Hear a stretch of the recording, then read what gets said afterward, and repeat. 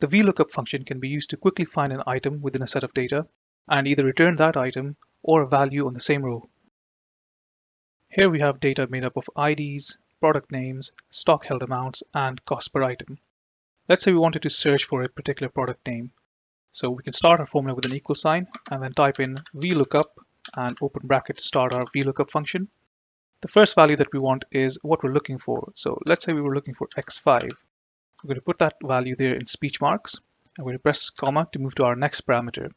That's going to be our table array, which is where we expect to find that data and return some data.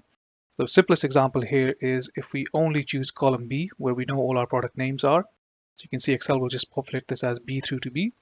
Then put a comma to move to our next parameter, which is going to be our column index number that will be returned if the value is found. Now we only got one choice here because we've only chosen column B here. So we're just going to enter 1. And our final parameter here is going to be either a true or a 1 for an approximate match. But typically what you'll use is a false or a 0 on that last parameter for an exact match. So we're looking for finding exactly what's in here within our column over here. We can close our bracket and press enter to commit the formula. We can see that the value returned from the formula is x5. Let's walk through this to understand why. We can think of this function working in the background as follows. Our first value is what we're searching for, which is x5. Our second value is where we're searching for it, and VLOOKUP will look at the leftmost column of that table array. In this case, we've only got the column B, so there's only one column to look at.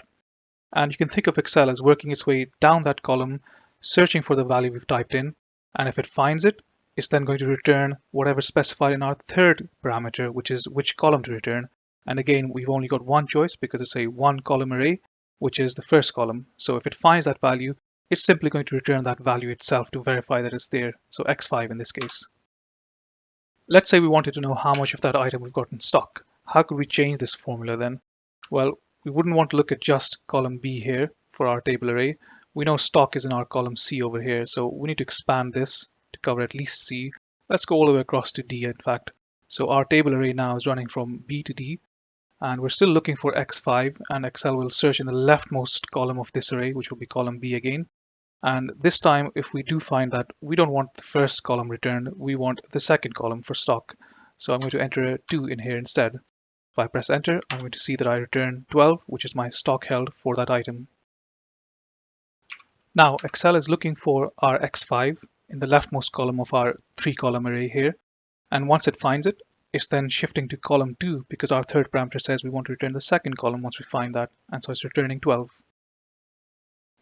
Finally, if we search for an item that doesn't exist, such as x6, we're going to see that the VLOOKUP function returns NA. And we can also amend this function to work off a cell reference for our first value here rather than typing it in directly. So I could actually choose F1 here, for example, as my lookup value. And then whatever I enter in here is what Excel is going to be looking for, x3 in this case.